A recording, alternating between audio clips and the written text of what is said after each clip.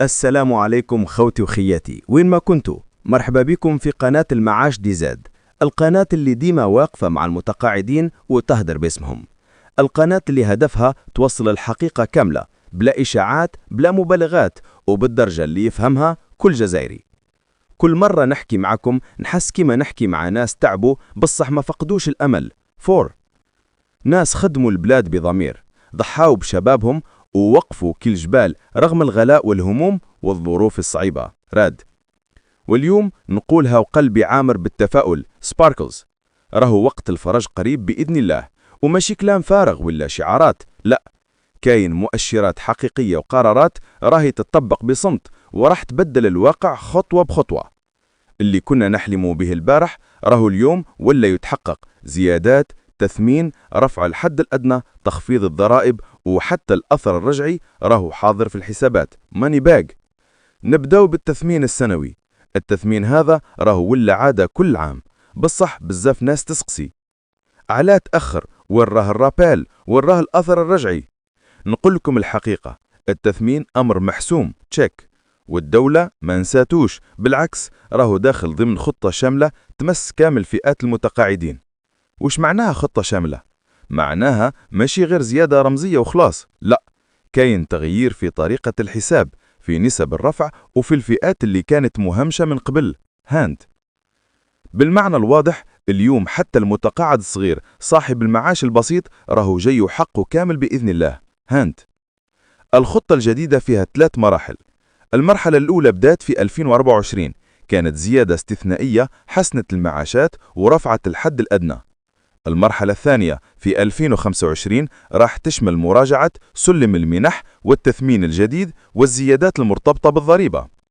المرحلة الثالثة في 2026-2027، هذه هي المرحلة الكبيرة وين النظام كامل راح يتبدل ويولي المعاش مضمون ويواكب مستوى المعيشة. يعني باختصار، المتقاعد راح يعيش انتقال حقيقي، مش ترقيع ولا وعود كاذبة. رفع الحد الأدنى للمعاشات. زمان كنا نسمع ناس تدي 15,000 18,000 20,000، ما تكفي حتى خبز وحليب.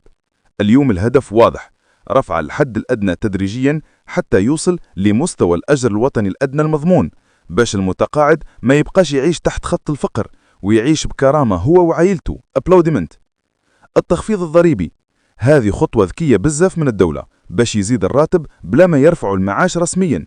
يعني كي تنقص الضريبة يطلع لك الصافي اللي يدخل للحساب. الناس اللي معاشهم قل من 42,500 دينار رايحين يستفادوا من تخفيض كبير أو إعفاء تام من الضريبة، واللي فوق هذا الحد حتى هم رايح يستفادوا من تخفيض تدريجي. وهذا قرار رسمي ماشي إشاعة، راهو في الطريق التطبيق. الأثر الرجعي، كاين دراسة متقدمة باش يكون الأثر الرجعي للتثمين ابتداء من شهر مايو بإذن الله. يعني كي يجي التثمين جديد راح يجي معاه الرابيل كامل، واللي يعطي دفعة مالية محترمة للمتقاعدين في الأشهر الجاية. ماني باج. واش نقول للناس اللي تقول ما شفنا والو؟